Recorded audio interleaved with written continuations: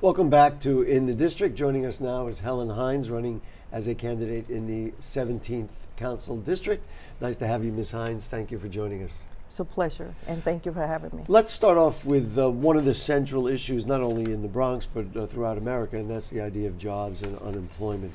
What's your vision of what needs to be done in the 17th District to improve the employment outlook for Bronxites? One of the things that we give false hope, and what we must do is train the constituents that live in the district so that they are job ready for the developers and other jobs that's out there. Mm-hmm. What kinds of jobs do you think people could be trained for, and how would that training work? Well, for me, I believe that we should get labor involved, and we should ask labor, since they now have the carpenters, maintenance. If it's the healthcare, it should be go to healthcare 1199.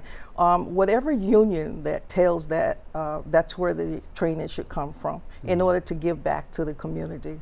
And for whatever the individuals that are capable of doing, we should train them job ready.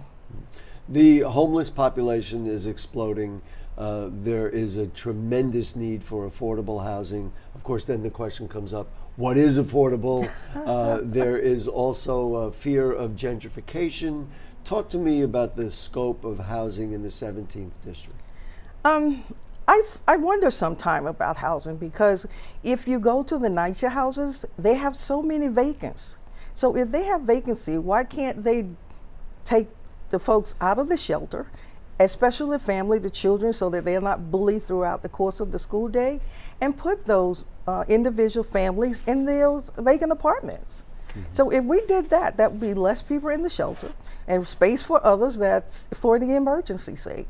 And not only that, as far as gentrification is concerned and the displacement of the seniors, I find that very difficult for seniors at this age to be displaced where they're comfortable where they are. They raise their children, their grandchildren, and now you're going to move them in an unfamiliar scene, which is very frightening to them. So therefore, they won't go get their medication. So therefore, they won't have any. So when will they take their medication to keep their minds on track? So I'm real concerned about that. And what can be done to prevent that kind of a thing in this age, in the Bronx especially, of encouraging development?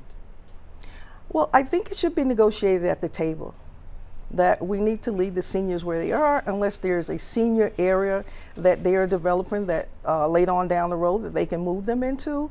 I don't see the need of the rush because there's so many vacant apartments. The catchword in the transportation infrastructure right now is the MTA, and that so many commuters are complaining because they get stuck almost on a daily basis for one reason or another. What needs to be done to improve the city's transportation infrastructure? One, I truly believe the folks that design the system are not the ones that ride the trains every day. So with that being number one issue, we need to have real dialogue. We need to have them on the ground so they can understand what the people go through every day. And they need to have folks that ride the train and buses, that's a part of Local 100, be a part of the designing of the system. Are you encouraged by the potential for City Bike to be into your district or other parts of the Bronx? Is that something that can be effective, certainly in alleviating some of the transportation woes? Well, I wasn't so much interested as far as the alleviating the train and the traffic as far as MTA, because of the way that people drive in the Bronx. I'm really concerned about the safety of people more than anything else, because a lot of area doesn't carry the bike lane. So, and if they have the bike lane, they're not riding in the bike lane. But my real point would be that the fact that it's a health issue. And for more folks to ride the bikes, it would be to eliminate some of the stress and heart attacks. I'm more interested on the health side. Let's talk about young people. It's been talked about over and over again throughout the Bronx that we need more services for youth. That's one of the reasons that they get in trouble. It's one of the reasons that they fall off the path, so to speak. What kinds of things can be done to improve the situation for young people in the Bronx and in the 17th? For the 17th, what I've noticed in knocking doors and talking to the youth, they need more opportunities. Opportunities such as a center where they can go and learn computers and technology and get some certificates so that they can prepare themselves to go out into the world. And I think that will help tremendously. If that's so deemed that they need some sports activity to offset that, then we should have both, education and sports. And how do we make that happen? Of course, somebody's got to pay for that. Absolutely, absolutely. So the same way they find money to do other things, they can also find money to support the youths and find a building that's vacant and gut it out and get it done.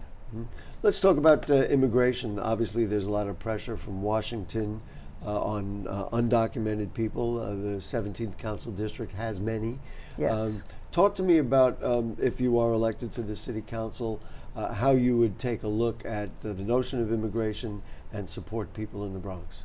Well, for me, I'm a born American, so what I would like to do is to have folks on my team that can support the issue and have an attorney in my office to support the constituents. Because for me, it's important that everyone is serviced. And by me not knowing the immigration system, it's best to have someone on hand so that they don't have to go through the loops unnecessarily. Over the last few years, the borough president has founded Not 62 because the borough of the Bronx has literally been last in the state in all the health indicators. What kinds of things can be done to improve the health of Bronxites? Health? Yes. For me, and for my constituents, I really should say, is that we need to have the same facility care, health care for all. We need not send a patient to Manhattan to get an EKG when you have an office in the Bronx. And so, do you work with some of the large providers? Does that come out of public health, the public hospital system? How do we provide more accessibility? I think what we should do is get together with the VPs or the CEOs of the hospital and have a discussion. We should start by discussion. We shouldn't pass anyone. We should have dialogues and talk about the issues that we have in the Bronx in terms of health care so that they can grasp from it and hopefully we can see some results out of it. Helen Hines, it's been a pleasure having you with us. Thank you for Likewise. joining us. And for you folks, we'll be right back with more.